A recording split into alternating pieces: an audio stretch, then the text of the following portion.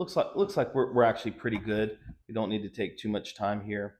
Um, a couple more things I want to say. I want to talk a little bit about Caleb, because Caleb's going to be one of the main characters in chapter 1. Caleb was one of the two good spies, right? Okay. Caleb is also, I think, one of the bravest men in the Bible. At the age of 85, when God said the average lifespan is going to be 70 years, or 40, but with a lot of pain, Caleb is at the age of 85. And in Joshua 14, Caleb Caleb says, you know what?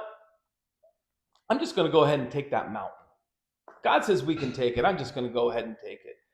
And Caleb just annihilates everybody. He really is an amazing, not just an amazing warrior, but more importantly, he trusted God, and God gave him a victory. The mountain he asked for was called Hebron. You ever heard of Hebrews?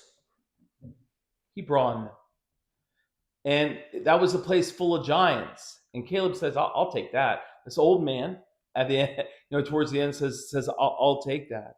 And he drives out the giants, and then we see this continuing in Judges, and we're going to get there, okay? Just another thing about the Canaanites. The Canaanites were something called polytheists. What does polytheist mean? Multiple gods. Okay. Poly means many. And that's important, because we have polyester is multiple chemicals going on there. Polytheism. What's a tick? A blood-sucking parasite, right? So polyticks, helps you understand that those are just a bunch of blood-sucking, anyways, parasites. So the Canaanites were polytheists. They were idolaters. They made wood and worshiped the wood. Whenever you hear about groves and worshiping trees, they're just not out in the middle of nature saying, "Oh, this is lovely." It means every single time. It means that they've chopped down the tree. They've made a wooden idol. They might cover it with gold. Okay. Usually around this time of year, you're going to start hearing that Christmas trees were condemned in the Bible, and they're going to get some Jeremiah passage, which is not what we do today. It's they're literal idols. They were sexually immoral. They used those things in their idea of worship, and they were extremely violent and extremely inhumane. They used Ashereth poles, if you could imagine that, almost like fertility symbols, same things what they would use over in Egypt. So these were very, very immoral, very, very wicked people. And so God is having to deal with that. Now, let's open our Bibles to the book of Judges, chapter 1. Okay, Judges chapter 1. And let's read the first 7 verses. Okay? Now, after the death of Joshua, it came to pass that the children of Israel asked the Lord, saying, "Who will go up for us against the Canaanites first to fight against them?" And the Lord said, "Judah shall go up. Behold, I have delivered the land into his hand." And Judah saith unto Simeon his brother, "Come up with me into my lot, that we may fight against the Canaanites. And I likewise will go with thee into thy lot." So Simeon went with him. And Judah went up, and the Lord delivered the Canaanites and the Perizzites into their hands. And they slew of them in Bezek 10,000 men. And they found Adonai Bezek in Bezek By the way, Adonai means Lord or Master. And so he's the master, the king of Bezek. And they fought against him, and they slew the Canaanites and the Perizzites, and Adonai Bezek fled, and they pursued after him, and caught him, and cut off his thumbs and his great toes. And Adonai Bezek said, 70 kings, having their thumbs and their great toes cut off, gathered their meat under my table.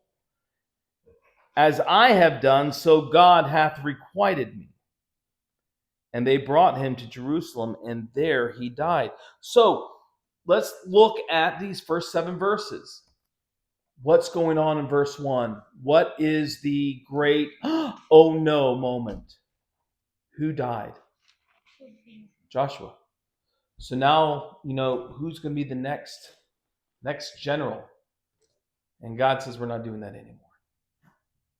Now, here's something great. In verse 1, what did Israel do that was really, really good? Ask the Lord. Yeah. You see that? They ask God, you've told us to possess the land. Who do you want to go do it first? And what does God say?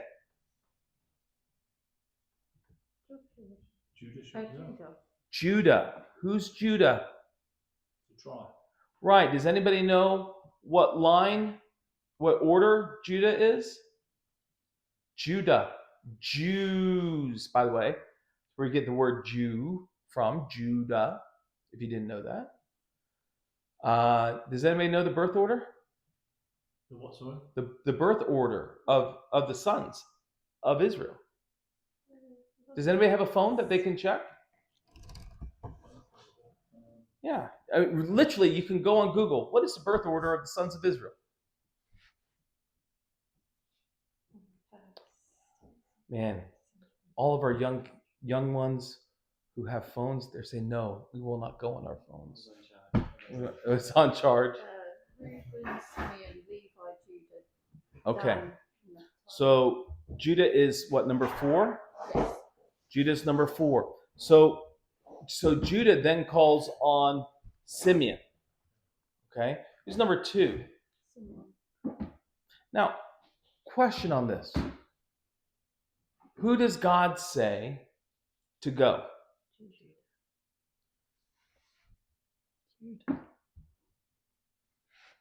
What does Judah do before he goes?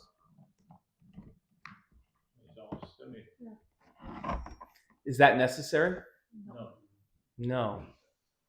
Why do you think Judah asks Simeon to help? Huh? He's scared, yeah. Yeah, I mean, if we're going to go, I want a little bit of extra muscle, right? But what's the problem with that? Somebody tell me. Lack of faith. Lack of faith? What'd you say? Well, it's saying that God's plan's not good enough. Yeah.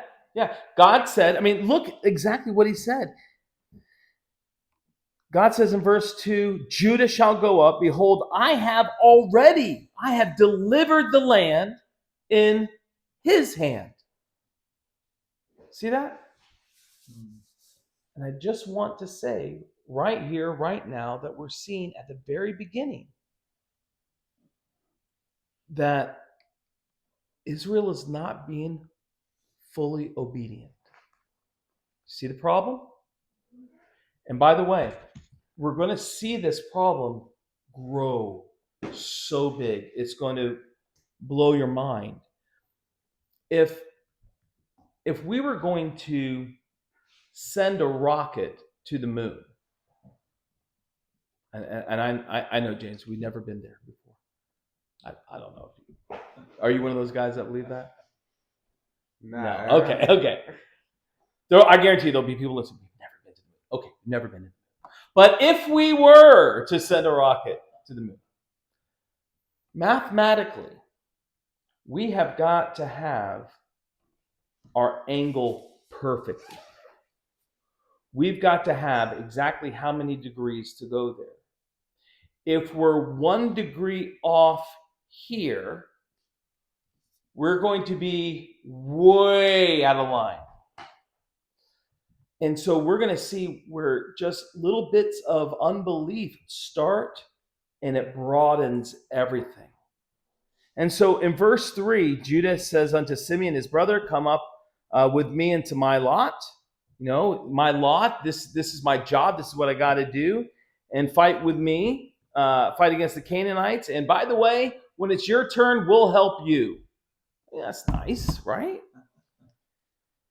And so verse 4, Judah went up and the Lord delivered the Canaanites. So the big question is, how many extra people did Judah need? But didn't need any. He didn't need any. Doesn't sound like Judah or Simeon did much other than having the Canaanites delivered into his hand. Now, then it says, and they slew of them in Bezek 10,000 men. Now, 10,000 is the biggest number you can come up with. Okay? This is just the idea that not necessarily that they counted every single person. This is a term Right. Okay. that is used to describe that they slaughtered a lot. If I were to ask you, and I think Colin knows the answer to this, but no one else answered this. If I were to say, you know, I need a buttload of dirt. Does that sound funny to some of you? Yeah, buttload. That, as a matter of fact, Pastor, you shouldn't say that. That sounds a little bit rude. And you're recording this, and people are going to hear this. Okay? Do you remember where we ate? The butt. The butt in. Yeah. Yeah.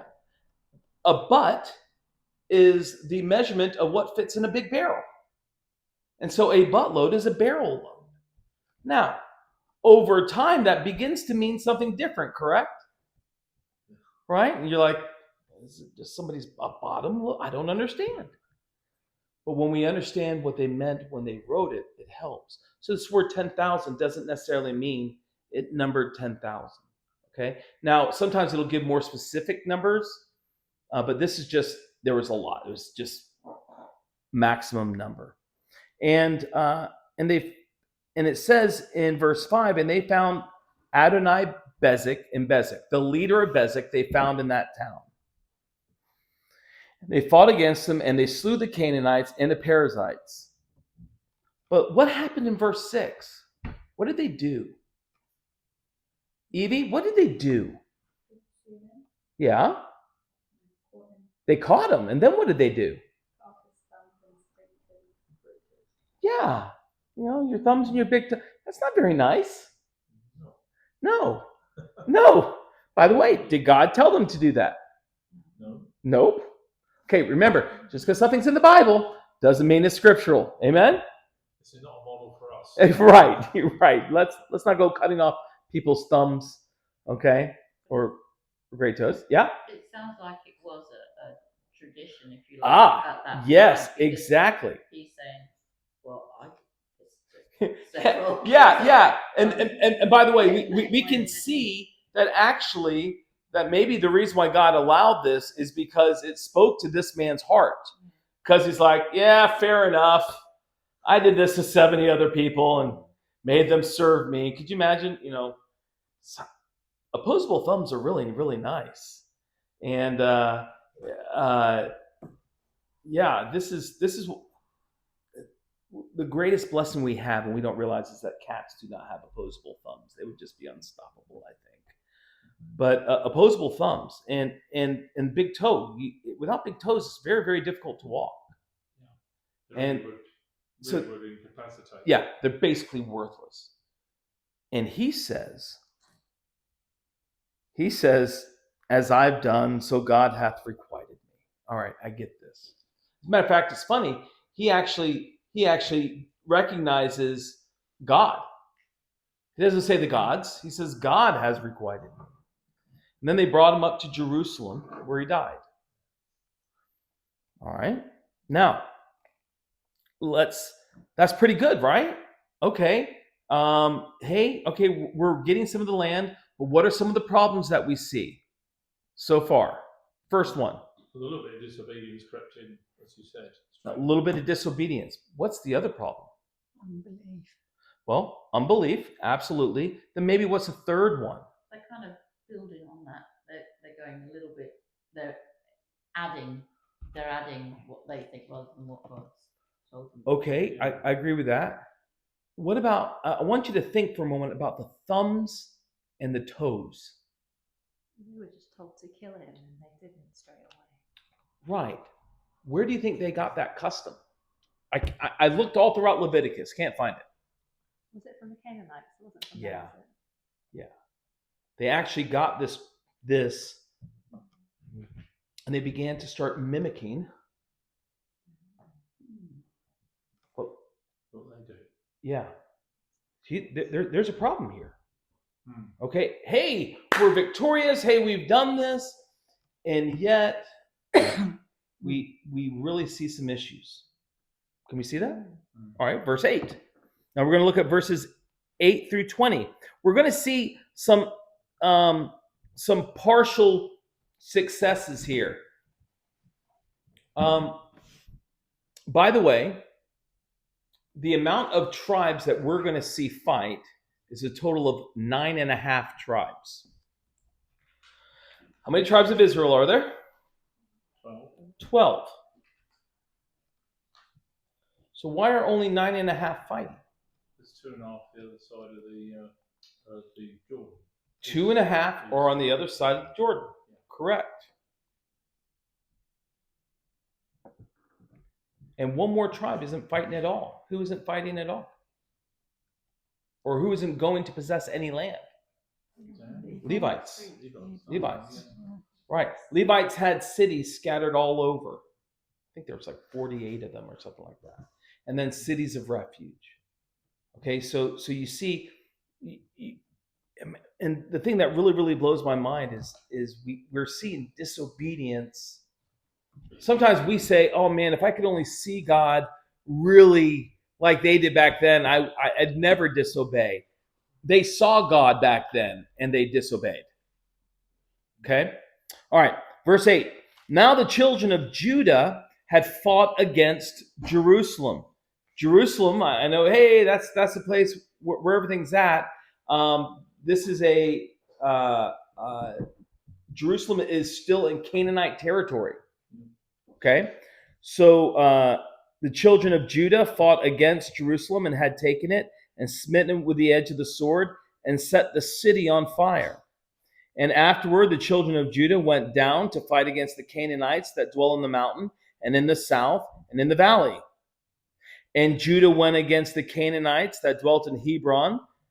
Now the name of Hebron before Kirjath Arba. And they slew Shishai and Ahiman and Talmai. And from thence they went against the inhabitants of Debir.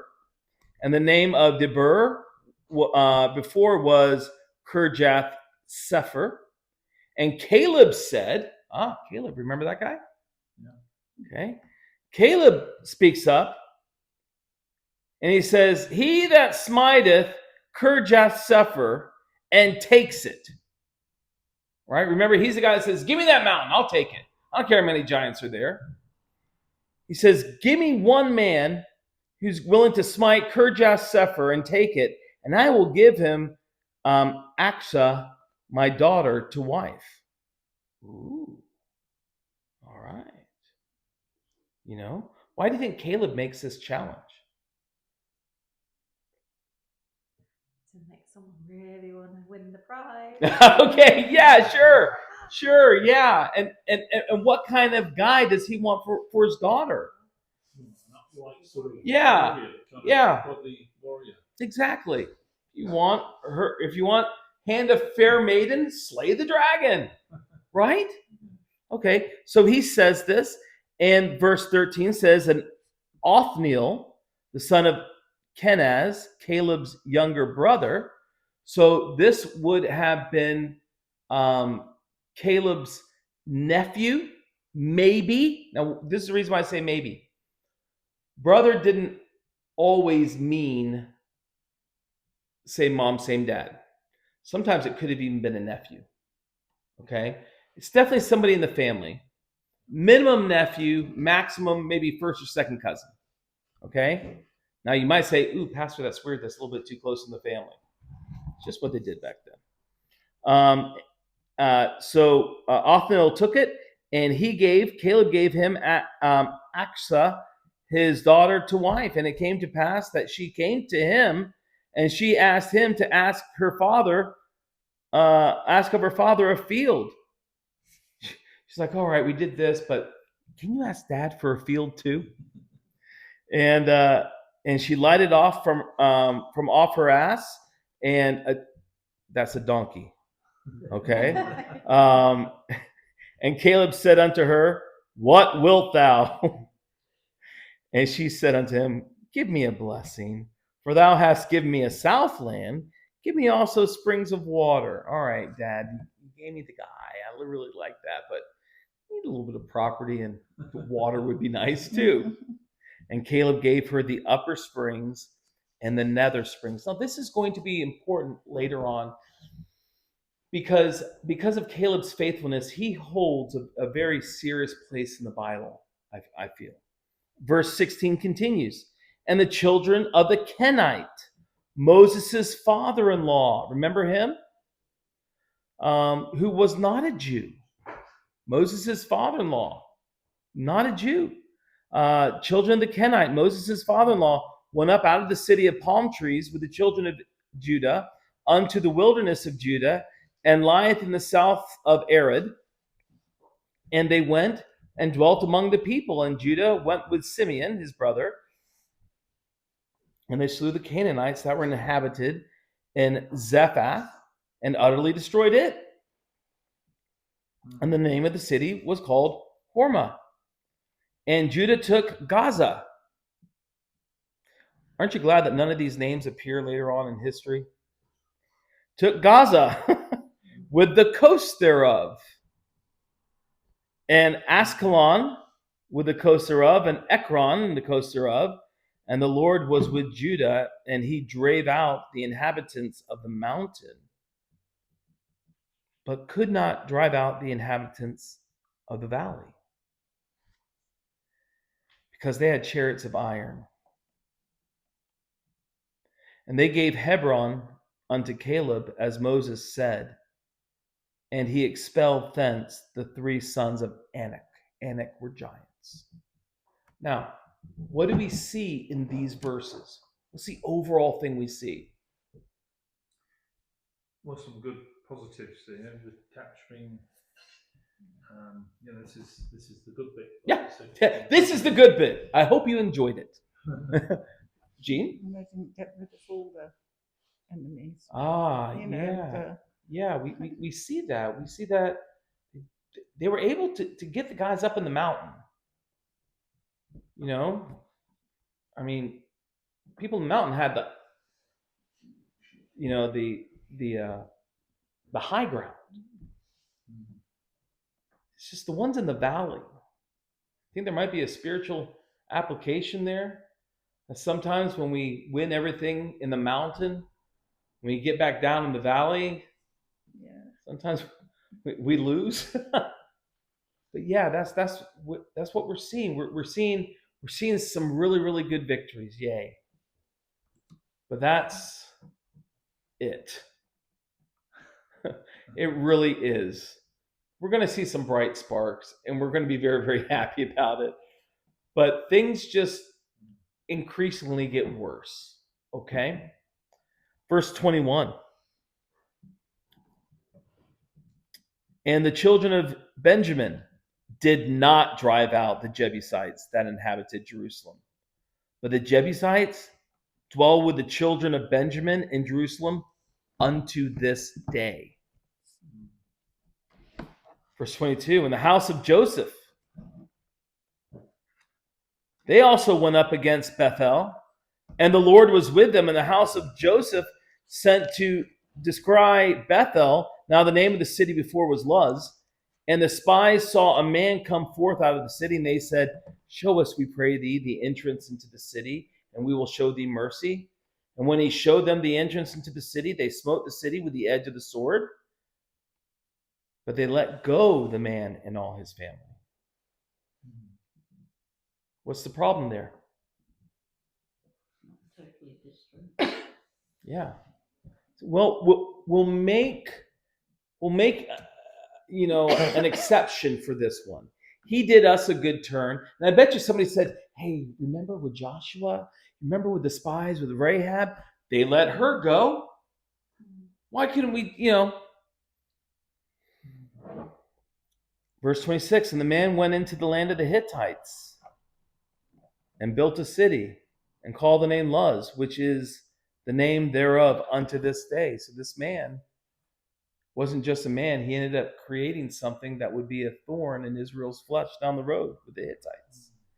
Neither did Manasseh drive out the inhabitants of Beth Shean and her towns, nor Tanakh and her towns, nor the inhabitants of Dor and her towns, nor the inhabitants of Ibleam and her towns, nor the inhabitants of Megiddo and her towns, but the Canaanites would dwell in that land. And it came to pass when Israel was strong that they put the Canaanites to tribute and did not utterly drive them out. What does it mean that they put them to tribute?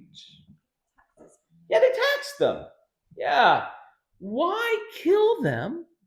Why get rid of them when, hey, they can help us. They can help us build stuff for God. See the problems? Compromise. There's compromise. God said, do this. And by the way, whatever they didn't do then cost Israel so much more later. Cost them so much more in later battles, but also it drove many of the Israelites to idolatry, to worshiping false gods, to their own children later on being sacrificed. God just wasn't being cruel. God saw the big picture. And he said, Israel, the best thing for you is you've got to get rid of these people. And by the way, the best thing for the future of these people is so that their later generations are not still in wickedness. It's just we got to get rid of them. They've had their chance. Verse 29, neither did Ephraim drive out the Canaanites that dwelt in Gezer, but the Canaanites dwelt in Gezer among them. Neither did Zebulun. By the way, Zebulun, these are all tribes of Israel. Neither did Zebulun drive out the inhabitants of Kitron, nor the inhabitants of Nahalol, but the Canaanites dwelt among them and became tributaries. Neither did Asher drive out the inhabitants of Akko, nor the inhabitants of Zidon, nor of Alab, nor of Aksib, nor of Helba, nor of Aphik, nor of Rehob. But the Asherites dwelt among the Canaanites and the inhabitants of the land, and they did not drive them out. Neither did Naphtali drive out the inhabitants of Beth Shemesh, nor the inhabitants of Beth Anath, but he dwelt among the Canaanites, the inhabitants of the land. Nevertheless, the inhabitants of Beth Shema and of Beth Anath became tributaries unto them. And the Amorites forced the children of Dan into the mountain, for they would not suffer them to come down to the valley. But the Amorites would dwell in Mount Heres, in Aijalon, and Shalabim. Yet the hand of the house of Joseph prevailed. Yay. Listen, honestly, when we see these little bright sparks, so they became tributaries.